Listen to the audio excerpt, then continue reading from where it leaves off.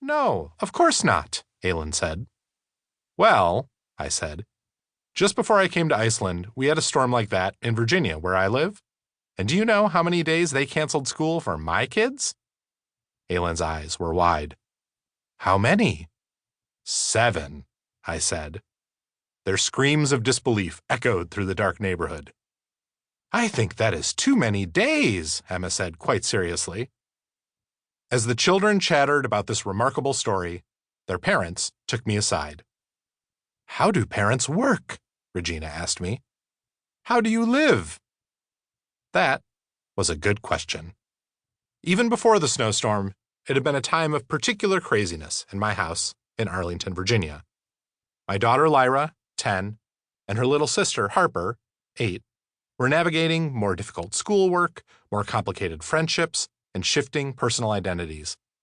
I was managing employees for the first time as the editor of a section of a magazine and finding it hard to balance the personalities and responsibilities involved. Alia, my wife, a First Amendment attorney, was working 18 hours a day on the toughest case of her career, one that she worried was going off the rails in a state court proceeding that seemed wildly unjust.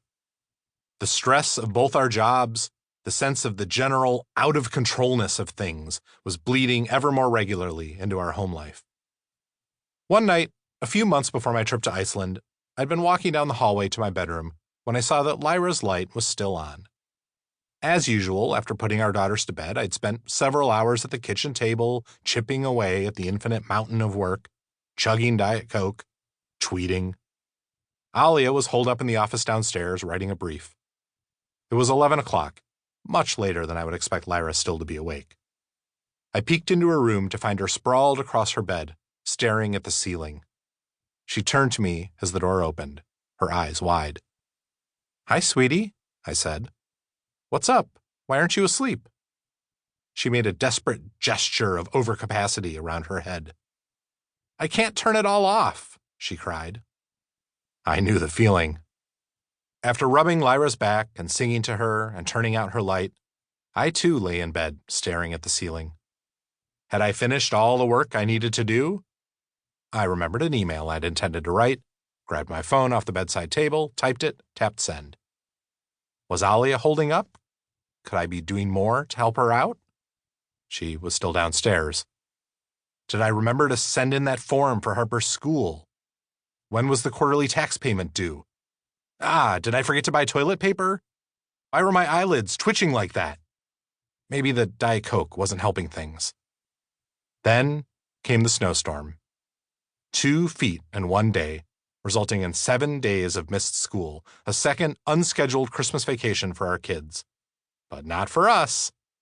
It was the kind of catastrophe for parents that wrecked weeks of planning and put us at the edge of panic every hour as we juggled the stuff we needed to get done with the task of keeping 2 bored girls occupied for the nearly 2 weeks they were stuck in the house. The snowstorm transformed me, in my coworkers' eyes, from a guy they could depend on into a guy who bailed on his responsibilities and disappointed them. We paid our wonderful babysitter, Alia's cousin, hundreds of extra dollars just so we could do distracted, not very good work during the day and then yell at our children after she left. This act of God seemed to serve as the perfect crucible to reveal how broken our family life was. Our household operated like the nation's air traffic network. We functioned, but forever on the edge of catastrophe, knowing that one closed runway would set off a cascade of problems that would eventually overwhelm the system. When our children finally returned to school, we looked at the wreckage behind us and the future ahead of us.